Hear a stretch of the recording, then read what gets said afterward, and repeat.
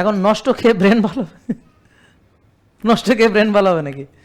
তাহলে এখন যদি আপনি বলেন বিল্ডিং বানাবো একটা সুন্দর, তাহলে রড, ইট, বালু, সিমেন্ট সবচেয়ে ভালো কোয়ালিটি কিনতে হবে। ব্রেনের জন্য আপনি যে খাবারই খান সবচেয়ে খাঁটিটা খাইতে হবে, হচ্ছে সোজা কথা এসে। আর রোজা হচ্ছে ব্রেনকে বিডিএনএফ বেশি তৈরি করতে সাহায্য করে। Brain BDNF, brain ড্রাইভড neurotrophic factor, যেটা নিউরোজেনেসিস করে। তাহলে ব্রেনের জন্য ফার্স্ট হচ্ছে সবচেয়ে জরুরি হলো রোজা রাখা বেশি বেশি, বা ইন্টারমিডিয়েন্ট ফাস্টিং করা, বুঝছেন, অনেকক্ষণ পরে খাওয়া। তাহলে বারবার খাওয়া মানে ব্রেন নষ্ট করা, বেশি টেনশন করা মানে ব্রেন নষ্ট করা, রাত জাগা মানে ব্রেন নষ্ট করা, খেয়াল করেন। ব্যায়াম না করা মানে ব্রেন নষ্ট করা, খেয়াল করেন। স্ট্রেস অ্যাংজাইটি মানে, ডিপ্রেশন মানে ব্রেন নষ্ট করা, বুঝতে পারছেন?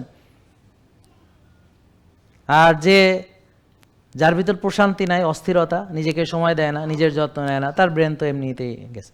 তাহলে দেখেন, আর যার ব্রেন ভালো সেই না ভালো কিছু করতে পারবে। জেকে লাইফস্টাইল, ওষুধ মুক্ত সুস্থ জীবন।